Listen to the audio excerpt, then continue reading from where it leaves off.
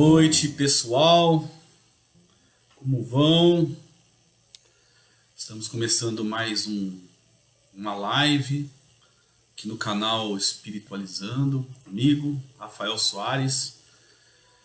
Estamos continuando o trabalho que vem sendo elaborado. Hoje comemoramos a nossa 10ª live.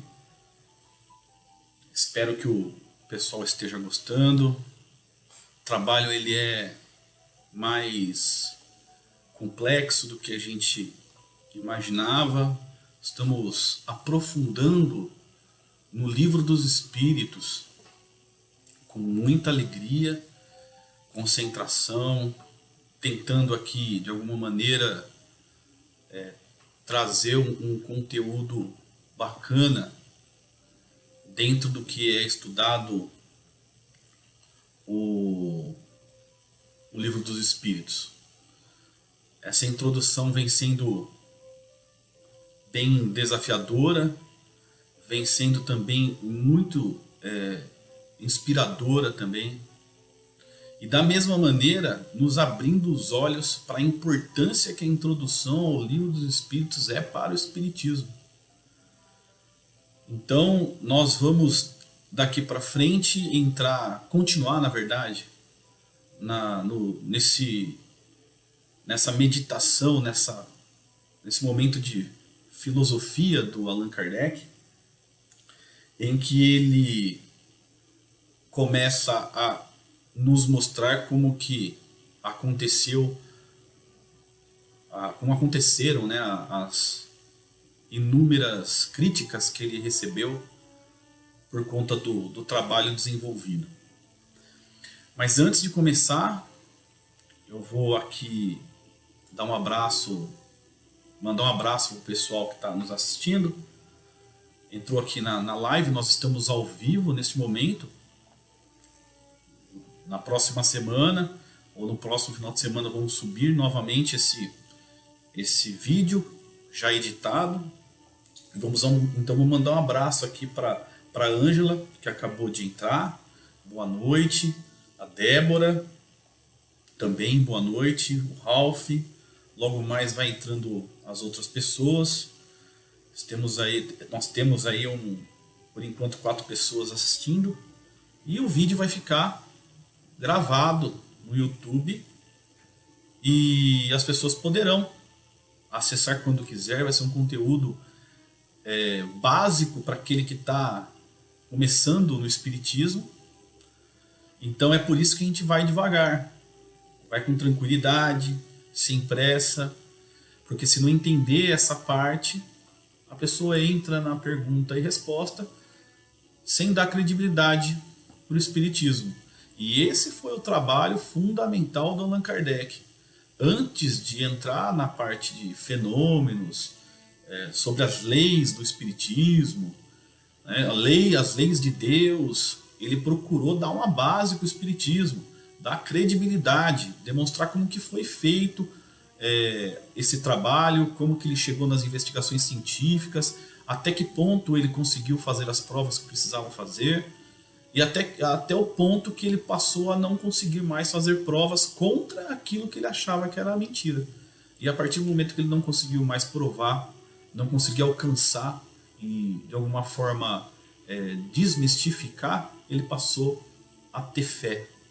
Acreditou com muita certeza, acreditou com muita ênfase, né, que o Espiritismo era só uma tradução das verdadeiras leis de Deus, né? Vamos continuar então mandando uma boa noite para o Cris, que está entrando agora, lá do Paraná. Nós temos nosso querido irmão aí que é uma live interestadual. Grande Cris, meu querido irmão, boa noite. Vou mandar um abraço aqui para Cris, minha mãe. O José Sanches, meu padrasto também aqui, prestigiando.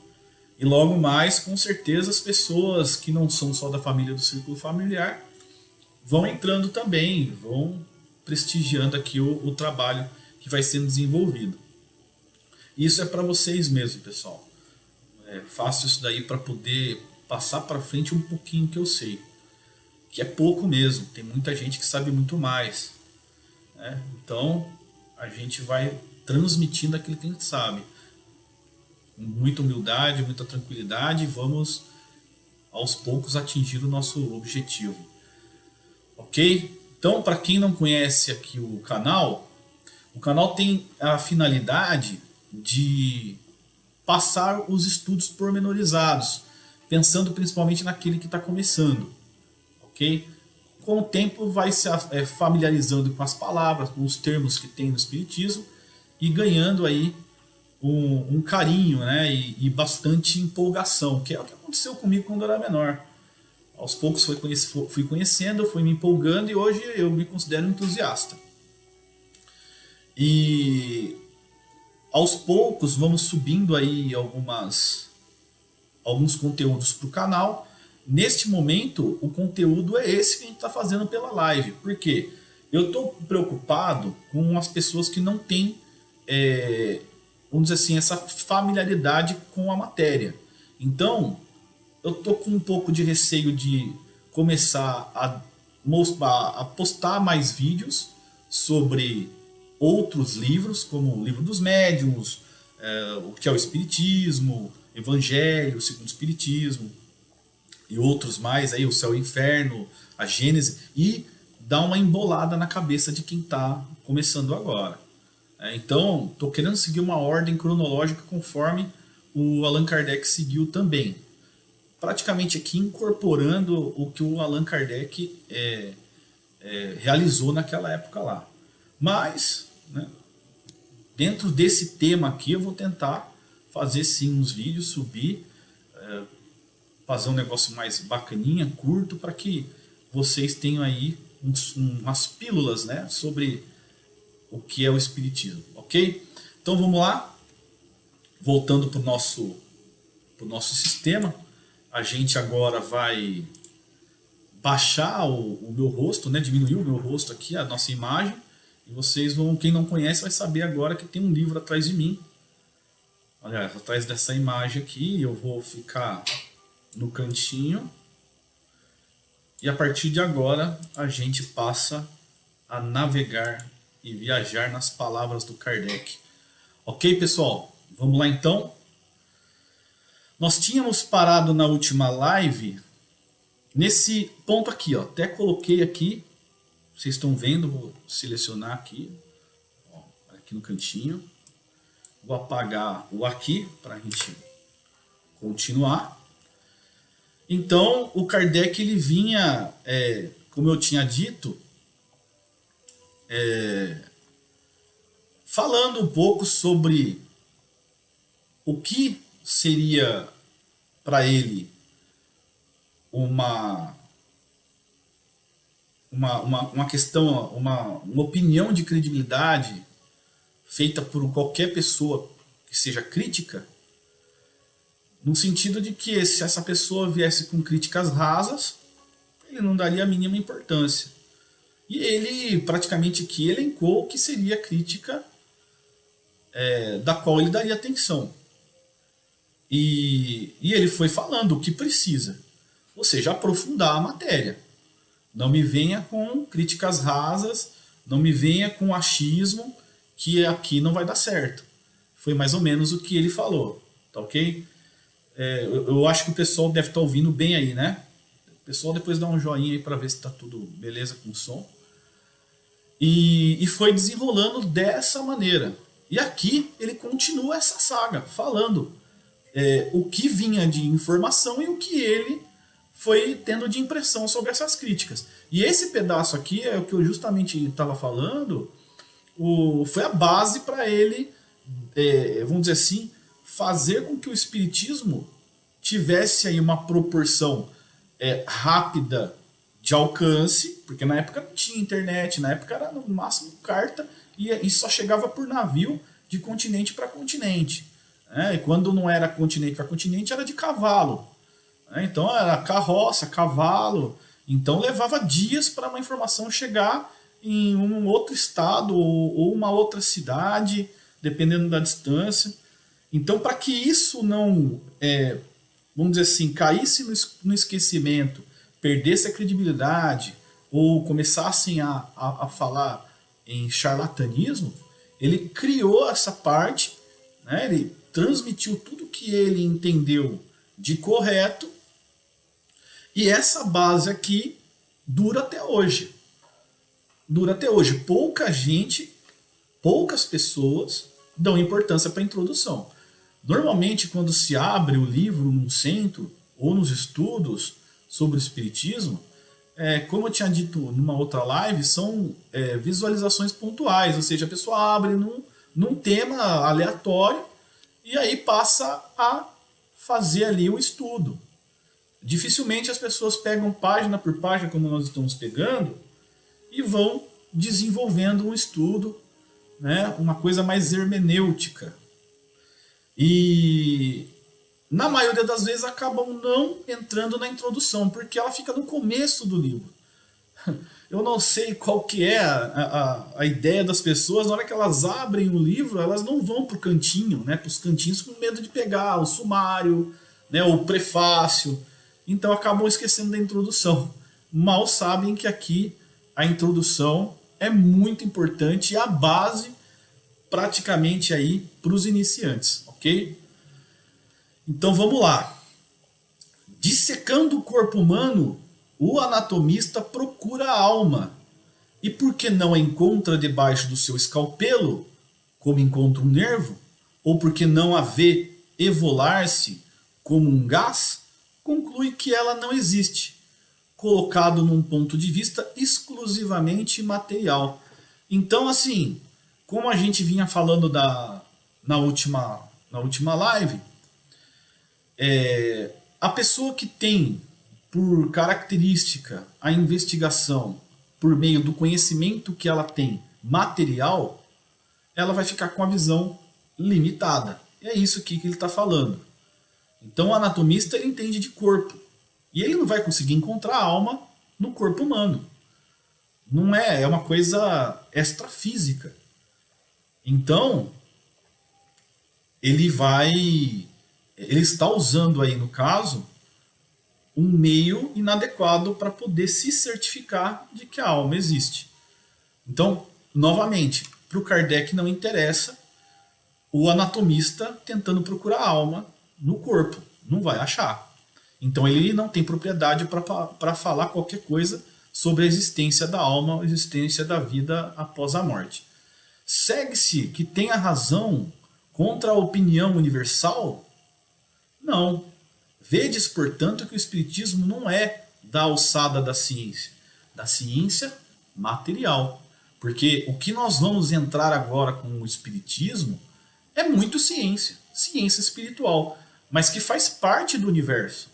Não é porque nós não enxergamos que ela não existe. Então, quando a gente está falando de ciência aqui, estamos falando da ciência terrena, daquilo que nós conhecemos. Aquilo que ainda estamos descobrindo não faz parte dessa ciência. Aos poucos, essa nossa ciência espiritual vai fazer parte da ciência terrena, como uma coisa homogênea. Mas, por enquanto, é heterogêneo. Um pedaço da ciência material e o outro, a influência total da ciência espiritual na ciência material. Isso daí é com o tempo. Com o tempo vai acontecer disso tudo ser uma coisa só. Mas ainda vai durar um pouco de tempo, com certeza. Quando as crenças espíritas se houverem vulgarizado, aqui eu tomei um cuidado porque a palavra para nós hoje, vulgar, é diferente da conotação que tinha no começo do século passado. Porque a palavra vulgar aqui, ela quer dizer notória, no sentido de propagação, de divulgação, difundir, vulgar. Então, assim, para nós a palavra vulgar hoje ela ganha uma coisa mais jocosa, né? Não é uma coisa mais polida que nem naquela época. Hoje a gente confunde com sensualidade, com promiscuidade. Então a pessoa que é vulgar, naquela época ela era, né, famosa. Hoje ela é famosa por outros motivos, né? Vamos falar a verdade. Então vamos lá, quando as crenças espíritas se houverem propagado, vamos entender assim, quando estiverem aceitas pelas massas humanas, e a julgar pela rapidez com que se propagam, esse tempo não vem longe, ou seja, aqui ele já deixa claro que nesses anos, talvez nem ele mesmo tivesse imaginado, mas nesses poucos mais aí de 100 anos, o Espiritismo ganhou uma proporção, né, uma propagação muito grande. Então aqui ele fala, né, vamos voltar para não perder o raciocínio. Quando as crenças espíritas se houverem propagado, quando estiverem aceitas pelas massas humanas, e julgar pela rapidez com que se propaga, esse tempo não vem longe, com elas se dará o que tem acontecido a todas as ideias novas que hão encontrado oposição. Os sábios se renderão à evidência. Então, com o tempo, muitas evidências já foram acontecendo. Muitos dos médiums famosos foram estudados. Muitos fenômenos que se tem hoje já estão sendo investigados com mais seriedade e alguns até mesmo catalogados. Obviamente que para a ciência admitir, ela vai ter que abrir mais esse campo visual. Isso ainda é tabu, mas vai acontecer com mais facilidade. Hoje existe essa dificuldade. Lá chegarão individualmente pela força das coisas, ou seja, vai ser natural, né? Vai ser natural, não vai ter como negar. É assim como a gente respira o ar, a gente já tem a certeza do oxigênio, vai ter a certeza da existência da alma e das leis das quais ainda estão sob o véu. Até então será intempestivo desviá-los de seus trabalhos especiais. Ou seja, eles têm que continuar isso, né? Tem que continuar com esses trabalhos, para obrigá-los a se ocuparem com um assunto estranho, que não lhes está nem nas atribuições, nem no programa.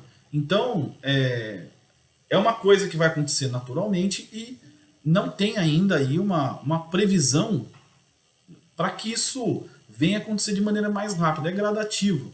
É uma coisa que está sendo revelado aos pouquinhos e não tem nem tempo para que isso venha acontecer. A gente só sabe que com o mundo de regeneração que nós estamos entrando, isso vai ganhar uma proporção maior, mas isso a gente já sabe que vai durar aí com certeza mais de 100 anos. A gente tem aí o início, como já tinha falado antes, em 2057, mais ou menos. Nós estamos já passando pela transição, mas vai ter uma coisa mais efetiva notada em 2057 para frente. Mais ou menos esse pedaço, nesse tempo, vai ser bem singela aí essa diferença. Mas ao longo dos anos, o negócio vai ficar muito evidente e, como eu falei anteriormente, a gente vai conviver com isso como nós convivemos com as coisas novas que vão chegando agora. Enquanto isso não se verifica, os que sem estudo prévio e aprofundado da matéria se pronunciam pela negativa e escarnecem de quem não lhes subscreve o conceito. O escarnecer aqui é zombar, né? Então se pronunciam pela negativa e zombam de quem não lhes subscreve, tá travando, não subscreve o conceito. Ou seja, enquanto eles não concordam com o conceito, eles vão zombando, porque não conhecem, né? Então isso é natural, acontece muito e sempre vai acontecer enquanto as pessoas mudarem essa mentalidade. O que é diferente não é aceitável, né? Isso daí é normal na sociedade. Então, isso tem que acabar, né? Tanto é que a gente sofre aí e todo dia vê as pessoas sofrendo preconceito por ser diferente.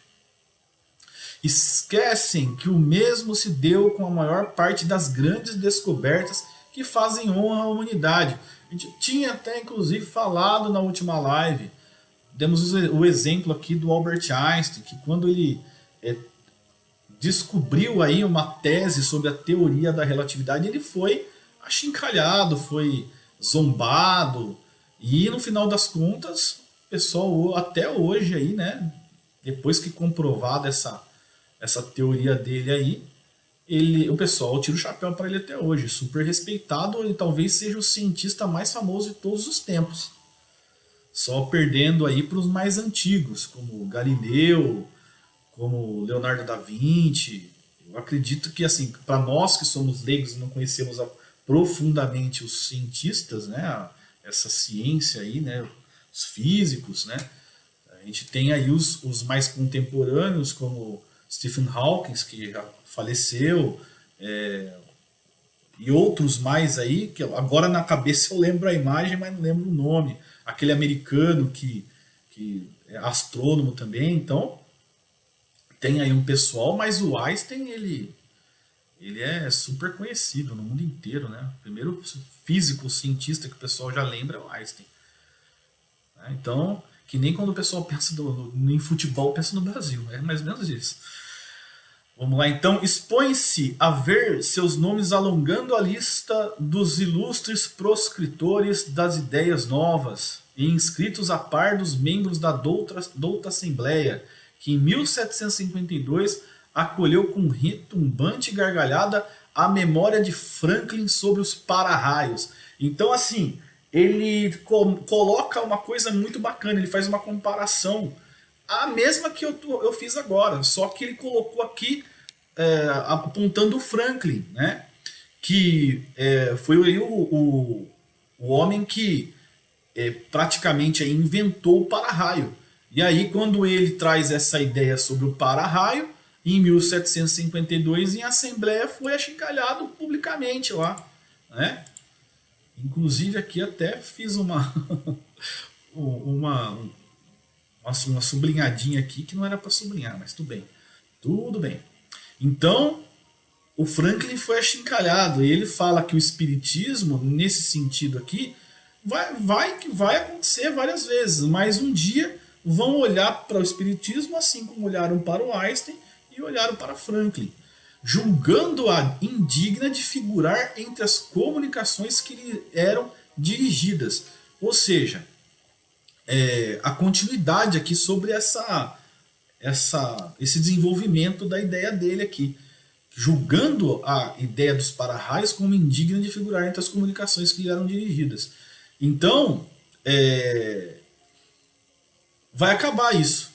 Isso vai acabar. É com o tempo. Para nós espíritas, que já somos em milhões aqui no Brasil, isso daí já não é mais objeto de dúvida. É claro que muitos se dizem espíritas, mas não aprofundam. Precisam aprofundar para aumentar a fé raciocinada. Porque a partir do momento que não se aprofunda, você acha que é um mar de fantasia. E tudo que tem no espiritismo, tudo tem um ponto de partida da onde você usa como base para que você entenda que muitas coisas não se trata de milagre. Se trata de pura ciência. E para chegar nesse veredito precisa realmente aprofundar. Senão tudo fica como magia. Né? E magia definitivamente só existe para quem não conhece a ciência espírita. Também. Julgando-a indigna de figurar entre as comunicações que lhes eram dirigidas. E daquela outra que ocasionou perder à França as vantagens da iniciativa da Marinha a vapor, declarando o sistema defunto um sonho irrealizável. Aqui eu tive a ideia de demonstrar também que a ideia de Fulton aqui, que é o criador disso aqui, ó, Robert Fulton, ele criou esse, que seria aqui um submarino. Deixa eu só fechar aqui para poder navegar melhor. Deixa eu ver se eu consigo navegar melhor aqui. Estou com a mãozinha. Mãozinha, clica na mãozinha. Isso, agora sim. Então aqui, ó, vamos ver se vocês conseguem ver. Isso aqui é um submarino. E quem criou esse submarino foi o americano aqui, Robert Fulton, em Little Britain. 14 de novembro de 1765, em Nova York. Que beleza, lá, 24 de fevereiro. Foi engenheiro e inventor estadunidense que é amplamente creditado com o desenvolvimento do primeiro barco a vapor. Não é nem o submarino, é barco a vapor. Eu estou aqui comendo bola. Mas parece um submarino. Mas é um barco a vapor. Então, o que o Allan Kardec está falando aqui? E da mesma forma que ele foi, vamos dizer assim, achincalhado, o Espiritismo também não é hoje. Né? Hoje não, hoje já está perdendo aí essa historinha do pessoal duvidar. A gente teve, graças a Deus, com a chegada do nosso querido irmão Chico Xavier, muitas coisas foram, vamos dizer assim, tiradas à prova, né? Então, muita coisa comprovada. E aqui o Franklin teve esse problema, embaixo teve o Fulton com o mesmo problema, e só na hora que colocou o barco a vapor para funcionar que o pessoal começou a bater palma. Ou seja, a gente não pode ligar também para as críticas se você tem convicção de que isso vai dar certo. Então, se ambos aqui tivessem ligado para a crítica, tantos outros que inventores que tiveram que enfrentar a crítica, se tivesse desistido no começo, talvez a gente não tinha nem energia elétrica hoje, nem internet. Imagina se o Bill Gates e o Steve Jobs não tivessem acreditado no sonho deles, né, no trabalho deles, que com certeza foi uma parte aí intuitiva. Né? Não chega tecnologia na Terra sem a autorização de Deus. Então, pode ver que as coisas são em doses assim, homeopáticas, né? A gente vai percebendo que a tecnologia vai chegando em doses homeopáticas. E não sei se vocês perceberam, talvez eu tenha dito isso em outra live, depois que Jesus veio para a Terra, 2000 anos passaram em um salto quântico em tecnologia. Se vocês olharem para trás, a Terra com seus bilhões de anos, com aí comprovada pelo menos aí uns 20, 15 mil anos de humanidade, 2000 anos é nada, né? Então, assim, Jesus trouxe com ele também esse desenvolvimento, com certeza. Porque a partir do momento que as pessoas passam a amar mais, passam a entender mais Jesus, os ensinamentos, sobre ele, passam a se preocupar com a evolução também das pessoas. Embora aí muitos dessas invenções tenham aí um cunho financeiro, antigamente não se tinha aí. Tinha a tentativa de facilitar a vida humana. Hoje se pensa muito em dinheiro, mas a gente ainda tem inventores aí que querem facilitar a vida humana. Há pouco tempo atrás criaram aí um brasileiro conseguiu criar um motor a água. Só que sabe lá o que aconteceu, ele sumiu, né? Sumiu, né? Mas a intenção do cara era qual? Era justamente aí tentar economizar em dinheiro, ajudar as pessoas, e de repente já alguém deve ter comprado essa ideia e colocado debaixo do tapete, porque o pensamento hoje é dinheiro mesmo, né? Vamos lá, senão a gente foge do tema. Entretanto, essas eram questões da alçada daquelas corporações. Então, quer dizer, dentro disso daí, a ideia aqui era sempre, né, criticar. Então as corporações serviam para criticar, para fazer, desestimular, né, não para tentar buscar aí algum meio para ajudar a tornar possível certos tipos de invenções ou sonhos aí, né? Ora, se tais assembleias que contavam em seu seio a nata dos sábios do mundo só tiveram a zombaria e o sarcasmo para ideias que elas não percebiam, ideias que alguns anos mais tarde revolucionaram a ciência, os costumes e a indústria, como esperar que uma questão alheia aos trabalhos que lhes são habituais alcance hoje das suas congêneres melhor acolhimento? Então, quer dizer, ficou muito claro, né, esse trecho aqui, que não dá para contar com os sábios, sendo que eles têm a cabeça ali voltada somente para aquele certo tipo de informação. Então, ele deixou bem claro aqui que não dá para contar com essas pessoas. E nós também não podemos contar. Quando a gente começa a fazer um trabalho que nem esse no Espiritismo, a gente tem que entender que vamos receber todos os tipos de crítica. Muita gente vai olhar, vai com certeza aí, menos, né, do que antes, vai tecer um monte de crítica mesmo, falar, porque nós temos aqui como predominância um culto mais material, né? A gente tem como predominância aí as coisas voltadas mais para a Bíblia, como a predominância a gente fala cristã aqui no Brasil, né? E aí as pessoas acabam interpretando conforme está escrito, coisa ali que foi escrita há 2000 anos atrás, sem fazer a tradução correta, sem fazer a interpretação correta para os dias atuais. Então chega o Espiritismo com uma ideia revolucionária, que querendo ou não, já tem aí quase 200 anos,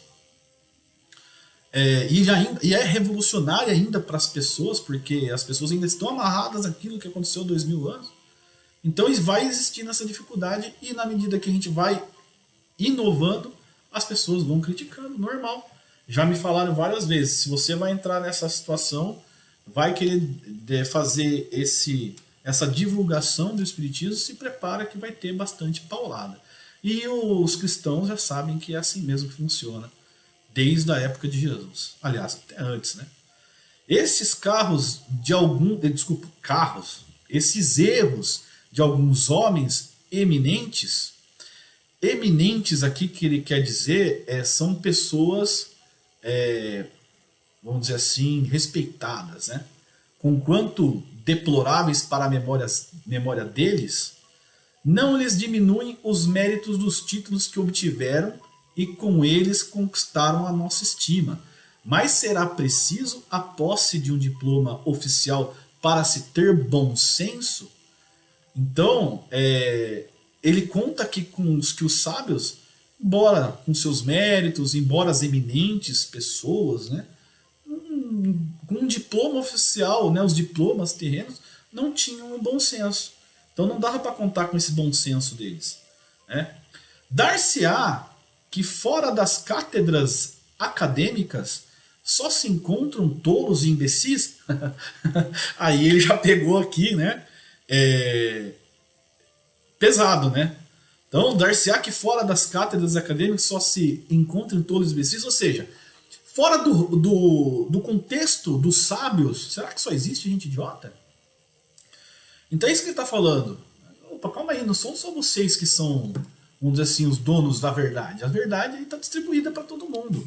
Vocês têm um trecho, a gente tem outro, então respeita também. É isso que ele falava. Em outra. Aquele usou a palavra mais forte, todos os imbecis, para falar, opa, calma aí, meu, que não tem bobo, né? E aí não tem aqui também não. Dignem-se de lançar aos olhos para os adeptos da doutrina espírita e digam se só com ignorantes deparam e se a imensa legião de homens de mérito que a tem abraçado autoriza seja ela atirada ao rol das crendices simplórios. Então ele está querendo dizer aqui exatamente o que a gente falou. Aqui, logo em seguida ele complementa. Então calma aí. Quem é adepto da doutrina espírita não é bobo. Porque para chegar nesse padrão aqui, né? Deixa eu só puxar um pouquinho aqui, porque eu tenho uma mensagem aqui, ó. Aqui o Kardec, aqui no cantinho, vocês estão vendo aqui, Kardec ele parte em defesa dos espíritas. Ou seja, aqui no espiritismo, para quem estuda, para quem conhece, tem propriedade para falar. Não tem bobo. Não tem pessoa que viaja na maionese. Se você aprofunda, você é estudioso, você tem como provar a existência dos fenômenos espirituais. Diferente aqui o que ele está querendo dizer vamos dizer assim, de crendices simplórias. Não se trata de pessoas ignorantes com crendices simplórias. Não.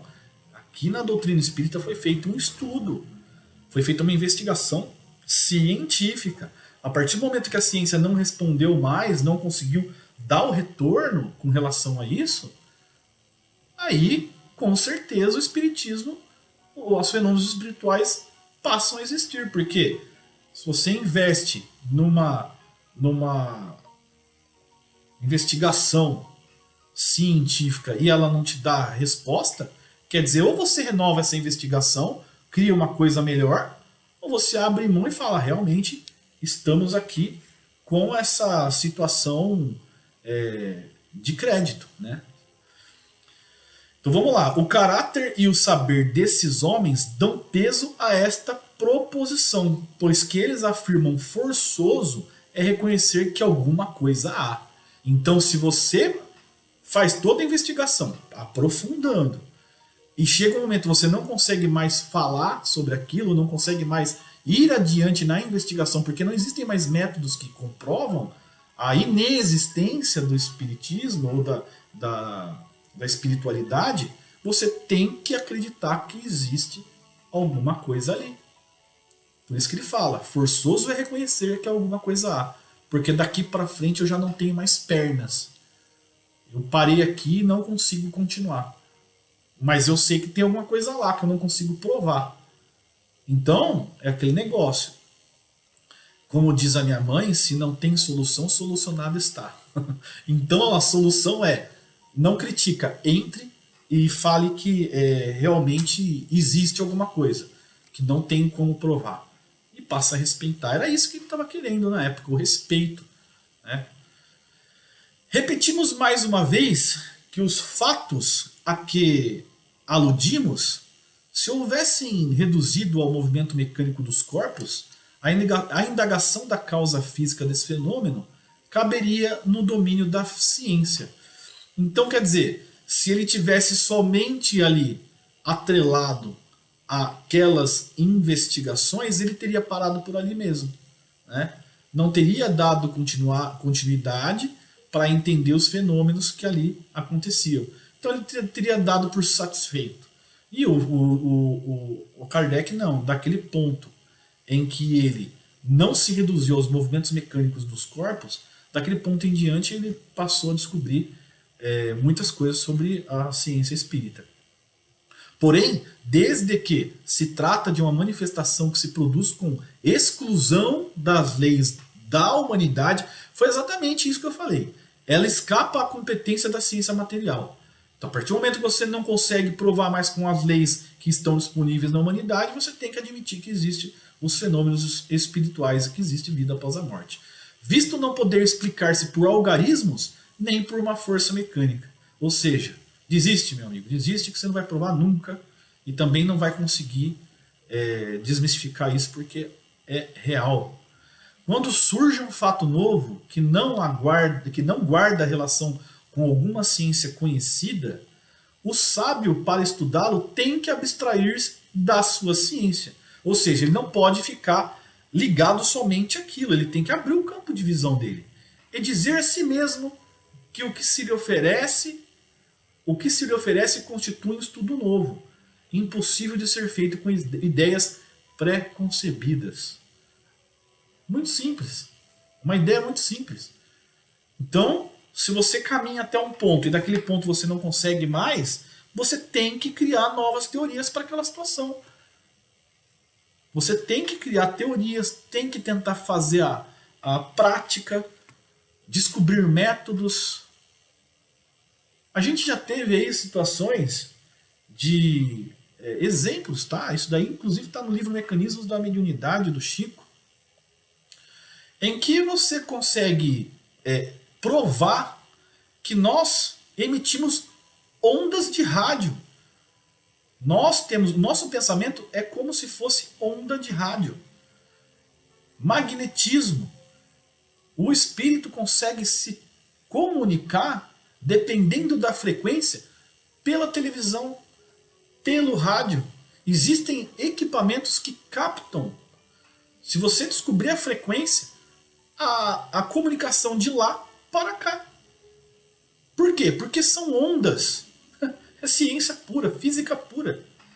No livro Mecanismos da Mediunidade, o Emmanuel, não, desculpa, o André Luiz, eu tinha falado da última vez Emmanuel, mas é o André Luiz que fala, né? Porque está naquele rol de 13 livros que ele tem, né?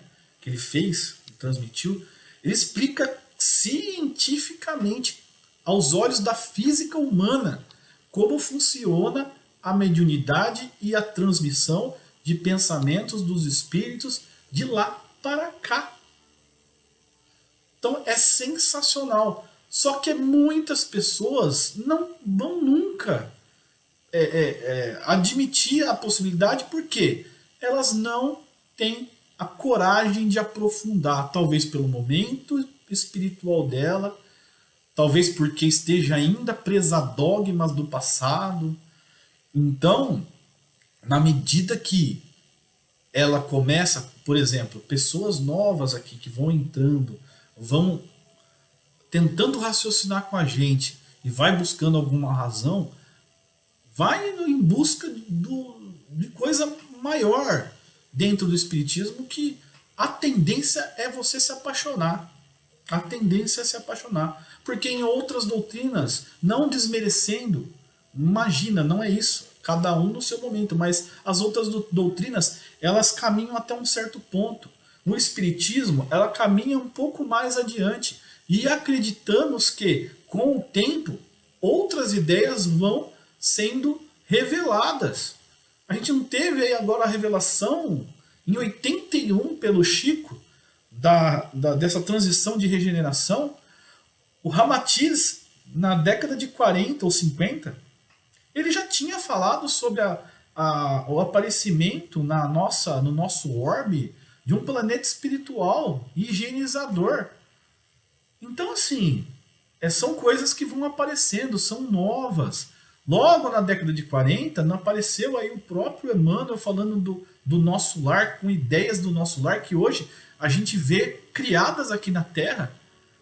Mostraram no Japão há pouco tempo aí um carro que voa, pô, usando o magnetismo. É a mesma ciência que o trem-bala tem para flutuar nos trilhos. É a mesma ciência que tem do aeróbus lá que o Chico transmitiu por meio do Emmanuel.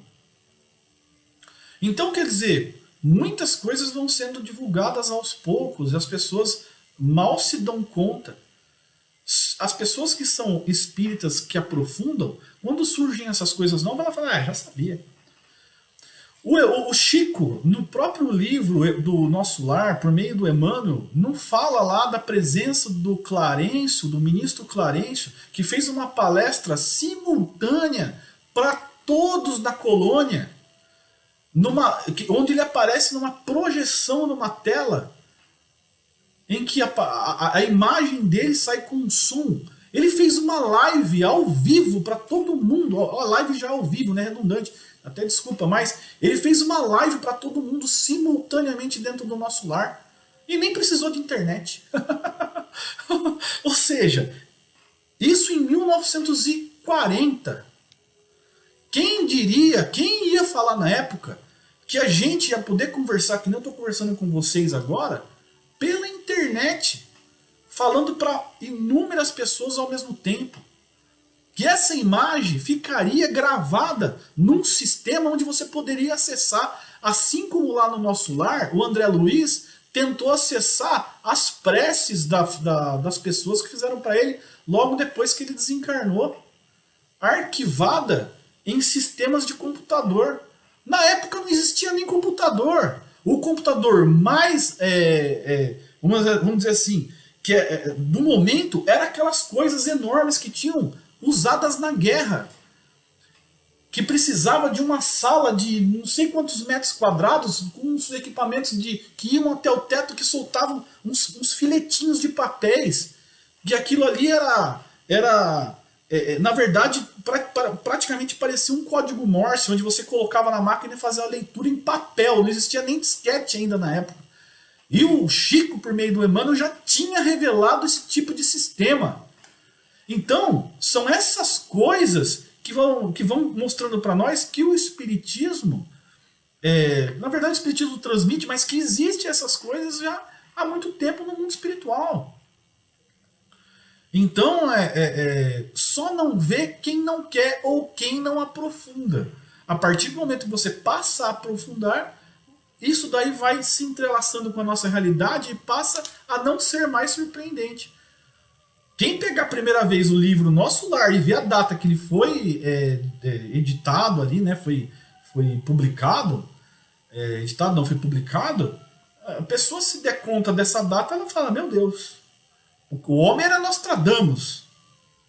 E com clareza, Nostradamus falava muito em coisas de, né, figuras, né, eram modos figurativos de falar, metafóricos. Chico era direto. O Emmanuel, né? Chico era só o médium. O Emmanuel sempre foi direto. O André Luiz também. Então, assim, é isso que ele tá dizendo aqui. E o Allan Kardec estava só abrindo as portas. Só abrindo as portas. O resto é com a gente. O resto ficou com o Chico. Ficou com Bezerra. Né? Ficou com tantos outros difusores do Espiritismo. Então, vamos lá. Logo, logo, então temos ainda mais 15 minutos. Vamos lá. O homem que julga infalível, a sua razão está bem perto do erro. Isso aqui é uma máxima fantástica, né? Não existe pessoa infalível. Todos somos sujeitos a falhar. Todos os dias nós cometemos algum erro. Só não comete erro é o nosso Pai Celestial, é o nosso Senhor Jesus. Esses aí são os perfeitos, mais do que perfeito, o nosso Deus. E os cristos planetários de outras galáxias e espíritos puros, esses sim não cometem erros, não se equivocam. Né? Mesmo aqueles cujas ideias são as mais falsas, se apoiam na sua própria razão. E é por isso que rejeitam tudo. Tudo o que lhes parece impossível. Então a pessoa, por mais que ela tenha uma ideia mentirosa ali, ela vai se apoiar naquela mentira dela. Entendeu? Então ela por mais que a gente mostre que está correto, que aquilo ali é vermelho, não é azul, ela vai acreditar que é azul, não é vermelho, você tá louco. Ela vai estar com aquele negócio na frente porque a ideia dela já é preconcebida, ela já está encrustada ali, presa dentro do dogma dela. Os que outrora repeliram as admiráveis descobertas de que a humanidade se honra, todos endereçavam seus apelos a esse juiz para repeli-las.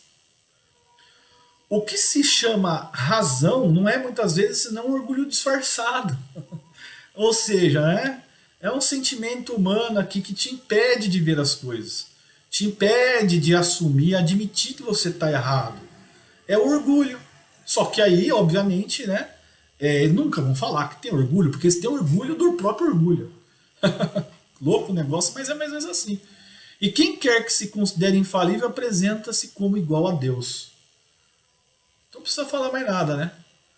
Deixa eu dar uma boa noite aqui para Nádia, comadre. Beijo aí em São José dos Pinhais, Paraná. Coisa linda.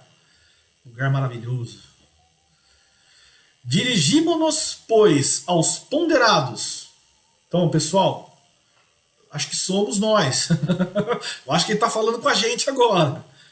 Que duvidam do que não viram, mas que, julgando do futuro pelo passado, não creem que o homem haja chegado ao apogeu, nem que a natureza lhe tenha facultado ler a última página do seu livro.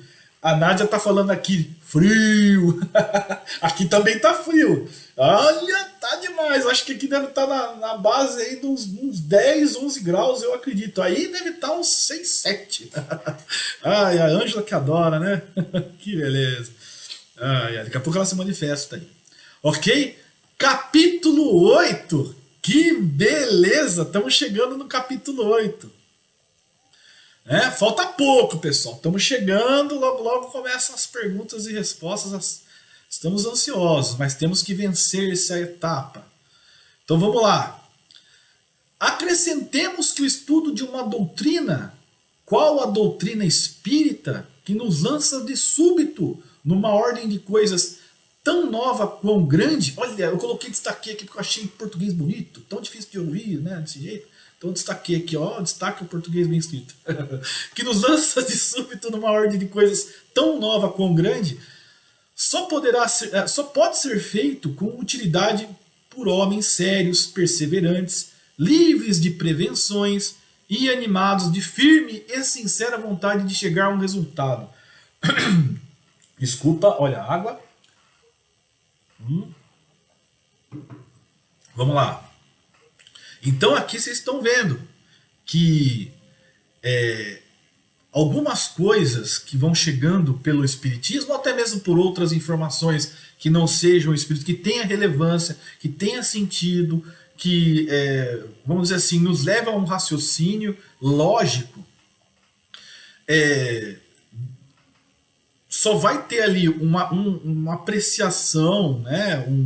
Vamos dizer assim, um deleite das informações por meio dos homens sérios, perseverantes, livres de prevenções, ou seja, livre de dogmas, né, animados, firmes, sincera vontade de chegar a um resultado.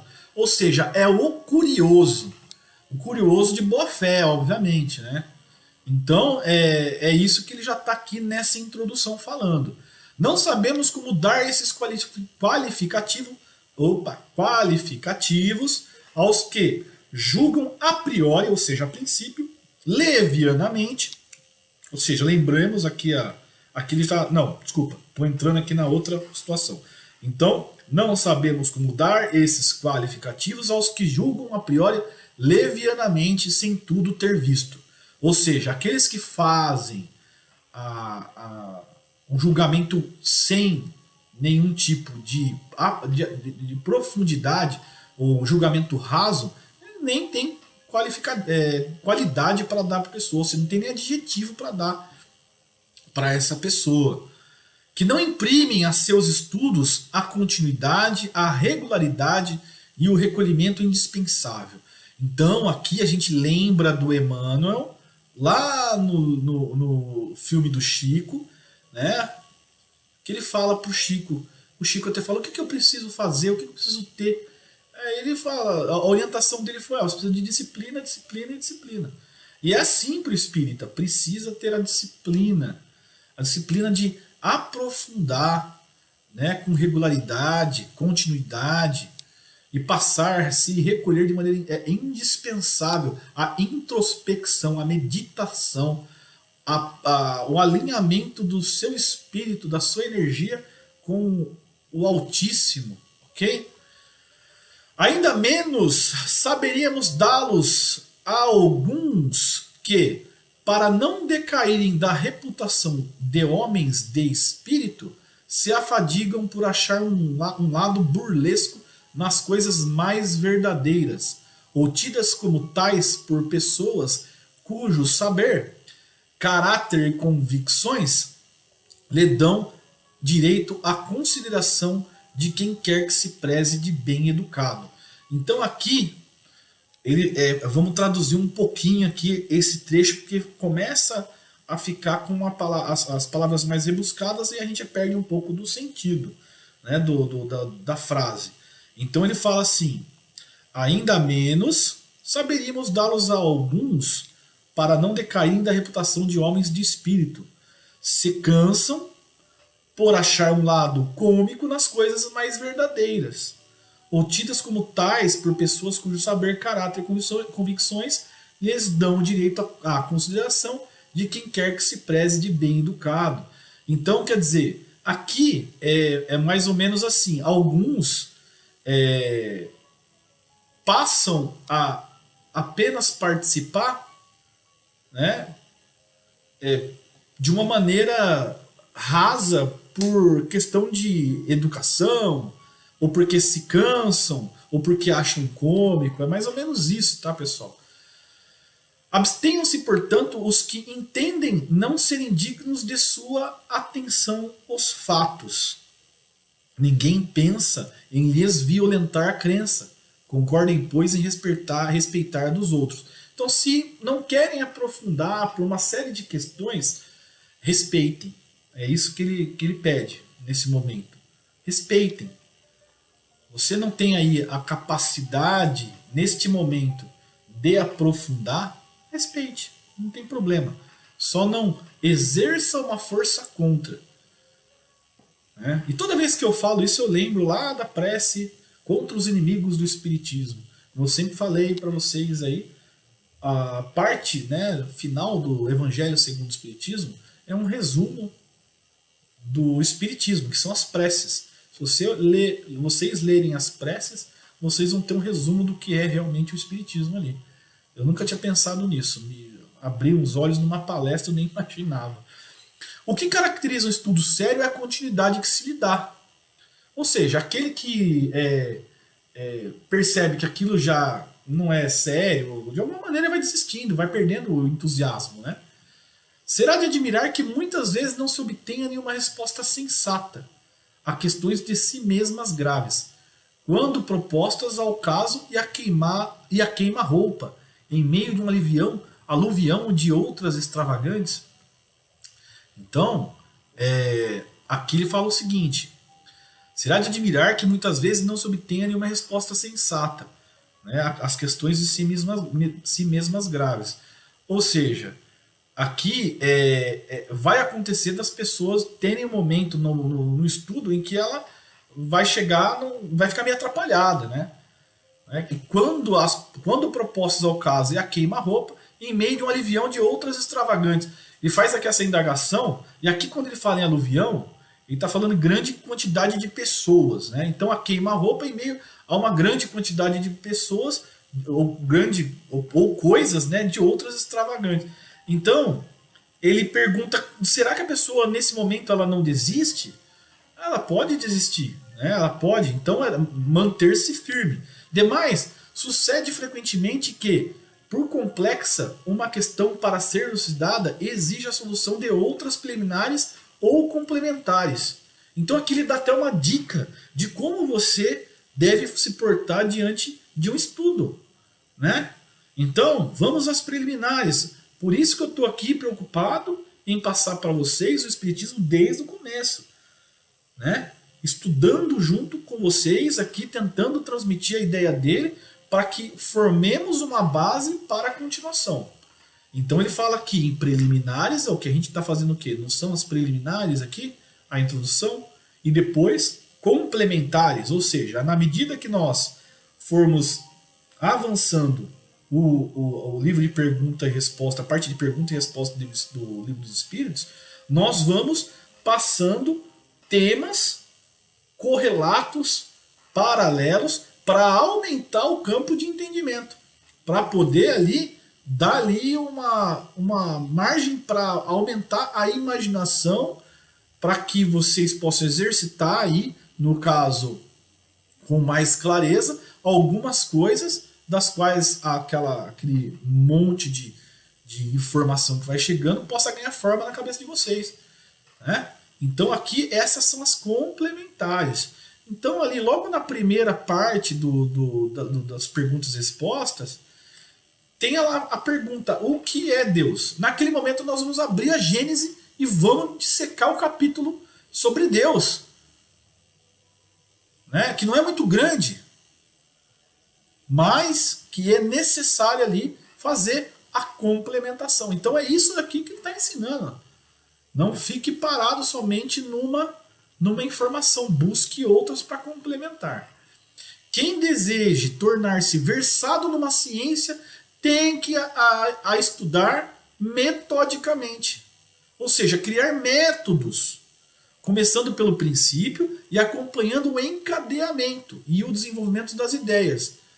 Então, assim, na medida que vai surgindo as informações, vão surgindo outras correlatas. Você tem que puxar aquilo ali e fazer um entendimento todo. É assim que se faz tese, né? É assim que se faz monografia, né? Teses e outras coisas mais dentro do estudo aprofundado, onde você adquire ali um mestrado, um doutorado, etc.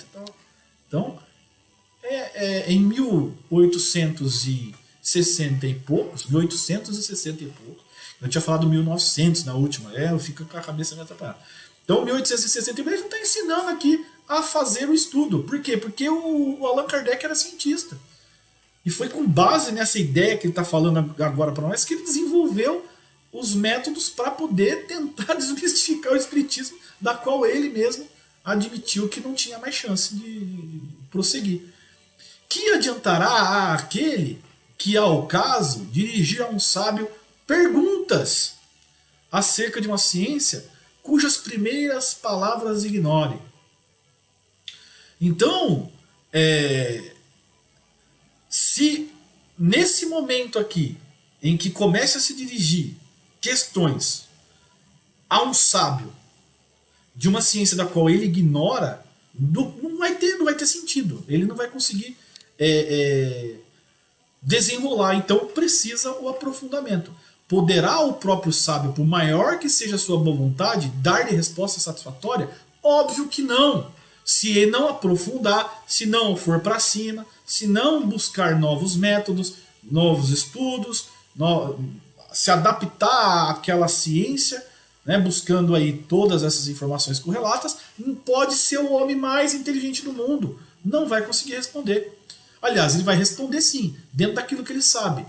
E se aquilo que ele sabe não avança dentro do que é novo, não adiantou nada. Ele não sabe nada. A resposta isolada que der será forçosamente incompleta e quase sempre, por isso mesmo, ininteligível ou parecerá absurdo e contraditório. É isso que eu acabei de falar. Pode ser o homem mais sábio do mundo. Se não tiver base, não adianta. Ele pode ter base nas outras ciências. Lá falar, por exemplo, o físico vai falar muito bem sobre a física. Muito bem sobre todas as leis da física conhecidas. Né? Mas sobre uma certa matéria da qual ele não conhece, ele não pode falar. É que nem eu, que sou advogado civilista, querer me aventurar como criminalista. Não vai dar certo. Posso ter uma noção, mas com certeza vou entrar a falar, vou passar a falar um monte de besteira da qual eu não conheço. Então eu nem arrisco. Só vou arriscar quando eu aprofundar. Ok? É assim que funciona. Isso para todas as profissões, todos os meios de conhecimento da qual nós temos no nosso dia a dia. Pessoal, estamos passando aqui das 9 horas. Eu vou agradecer a presença de todos aqui que estiveram conosco na live. Estamos avançando num momento até que é meio assim, né, complexo, mas eu estou percebendo que dá para, né, gostar da matéria, dá para se apaixonar pela matéria, não é verdade? Então, a gente vai se despedir nesse momento aqui, pois nossa live ela leva 1 horinha mesmo, né? Porque também as nossas intuições começam a ir embora, né? Então a gente deixa aqui o nosso desejo de uma excelente semana para todos. Vou repetir aqui, falar aqui novamente boa noite para a Ângela, a Débora, o Ralph, o Cris, a Cris, o Cris e a Cris, o Cris, meu grande parceiro, camarada, meu compadre, e minha mãe, Cristina, o nosso querido José Sanches, meu padrasto, e a Nádia, que, né, o Cris e a Nádia falando lá de São José dos Pinhais, no Paraná. Que beleza, um grande abraço para vocês aí, e fiquem com Deus então. Até terça-feira que vem a gente volta com a continuação. Vou deixar marcado aqui, olha só, aqui, daqui por diante, a gente continua na próxima semana. Avante, pessoal, que tudo vai dar certo. Fiquem com Deus. Até a próxima semana, então. Tchau, tchau.